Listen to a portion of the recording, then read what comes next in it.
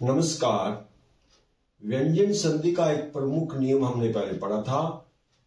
वर्ग के पहले वर्ण का तीसरे वर्ण में बदलना।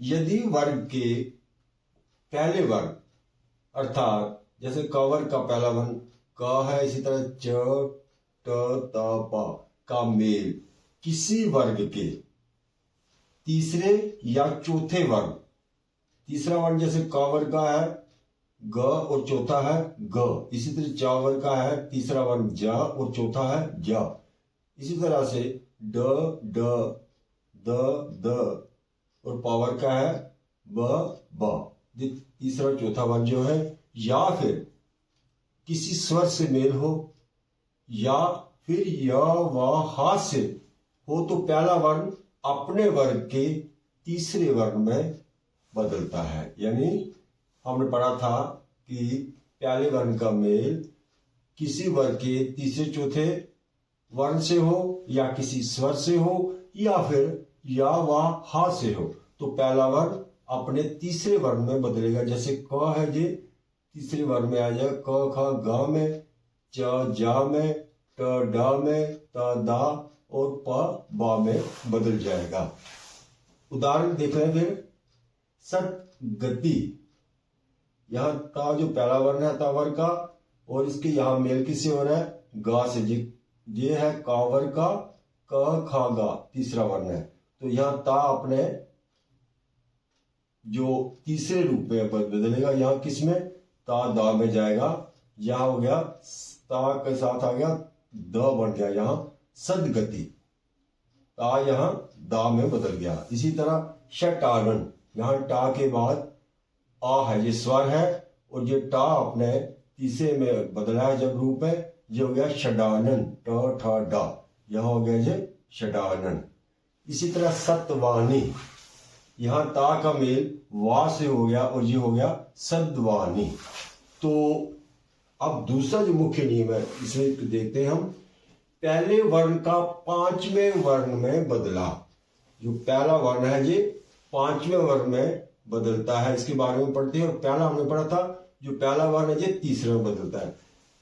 यदि किसी वर्ग के पहले वर्ण का मेल किसी पांचवें वर्ण से, यहां किसी पांचवें वर्ण से, पांचवें वर्ण को पता है का वर्ग का होता है ङ, इसी तरह च वर्ग का ञ, ट वर्ग का न, ता वर्ग का न और पा वर्ग का जो पांचवा वर्ण है जब पंचमाक्षर ये मां है, इनसे अगर मेल हो तो ये पहला जो वर्ण होता है ये पांचवें वर्ण में यानी पंचमाक्षर में बदल जाता है। ध्यान रखें, हिंदी में कोई भी जो शब्द होता है वो ङ, ञ और न से आरंभ नहीं होता है, अर्थात किसी भी शब्द के शुरू में ये तीनों वर्ण जो है या पंचमाक्षर है ये नहीं आते हैं।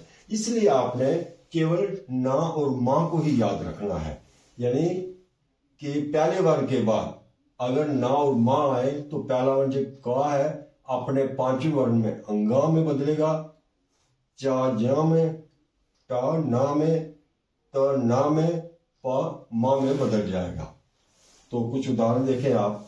जैसे है वाक प्लस मय, यहाँ का वर्ग का पहला का है, इसके यहाँ इसकी संधि हो रही है मां से, दूसरे शब्द का पहला जो वर्ण है ये मां है, ये तीसरे रूप में बदलेगा ङ में, अब सारे पांचवें वर्ण में बदलेगा ङ, ये होगा वांगमय। षट मास, यहाँ टा के बाद मां है और टा पंचमाक्षर में बदलेगा अपने में, ये हो गया षण मास डा ठा डा ठा न।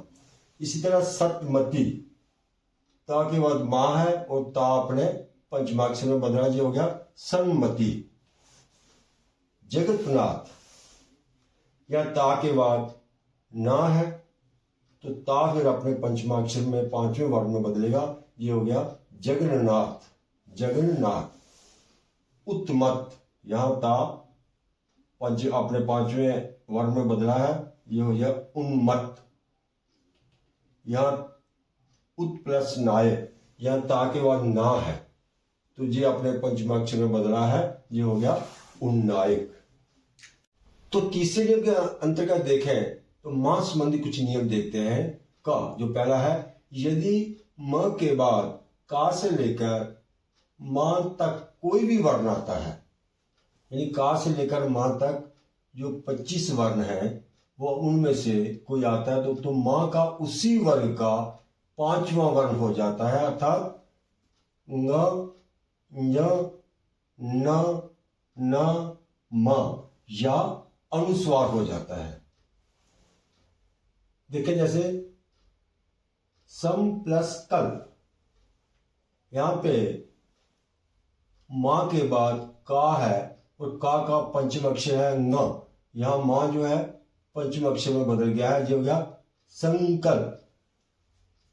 संकल्प संस्कृत में संकल्प इसी तरह लिखा जाता है, यो ङ है अपने मूल रूप में लिखा गया है, किंतु मानक हिंदी में इसको इस तरह से, यानी कि जो पंचमाक्षर है इनको विकल्प के रूप में यहां अनुस्वार रूप में लिखा हुआ है संकल्प।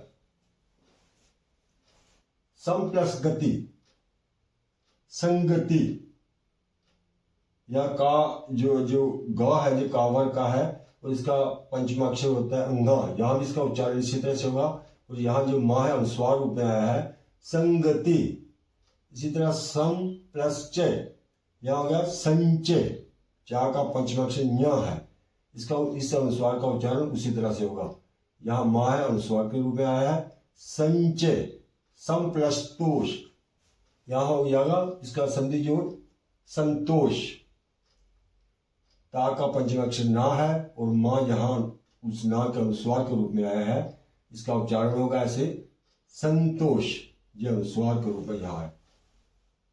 सम प्लस दे, संदेह। सम प्लस पूर्ण, संपूर्ण। सम प्लस बंद, संबंध।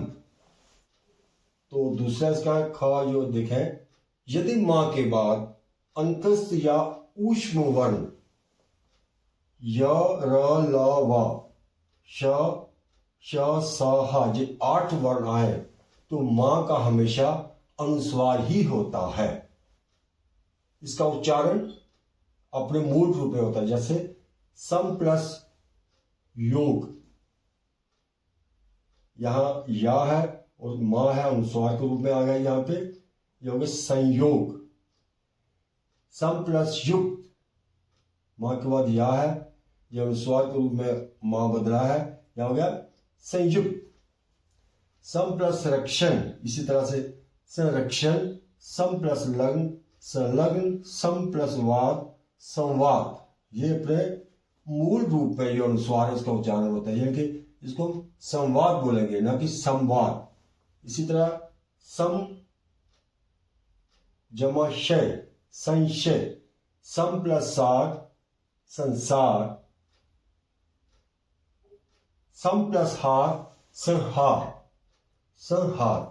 दूसरे शब्दों में कहे, मां के बाद का से लेकर हा तक कोई भी वर्ण हो तो मां अनुस्वार के रूप में ही लिखा जाएगा।